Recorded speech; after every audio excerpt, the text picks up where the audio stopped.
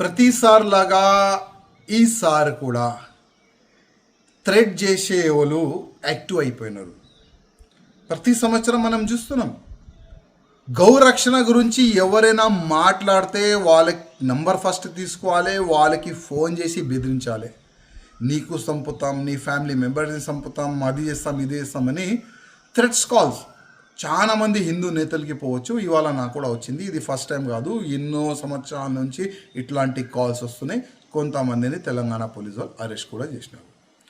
కానీ ఇప్పుడు కూడా దాదాపు చాలా కాంటాక్ట్ ఫోన్ నెంబర్స్ నుంచి నాకు బెదిరింపు కాల్స్ వస్తున్నాయి.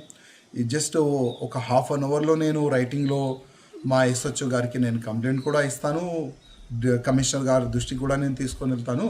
కానీ ఏం కాదని అందరికీ తెలుసు.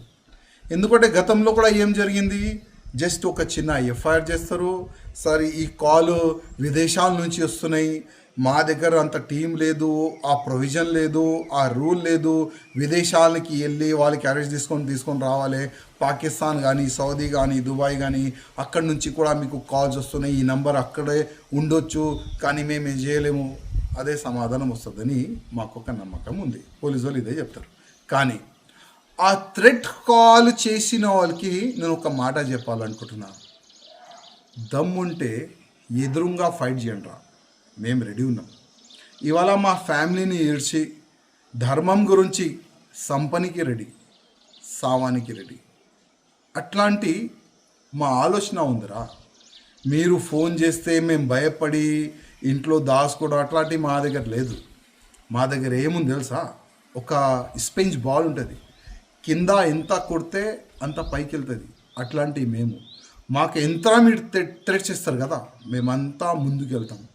భయపడే మాలో లేదురా, రథం మాలో భయపడే రథం మాలో లేదు. బిడ్డల్లారా, హ్యాండ్ టు హ్యాండ్ ఫైట్ చేయండి, ఫేస్ టు ఫేస్ ఫైట్ చేయండి. మా దమ్మేముంది మేము మీకు చెప్పాం. అసలు ఈ బెందురుపు ఈ థ్రెట్ కాల్ ఎవరు చేస్తున్నారు ఏంది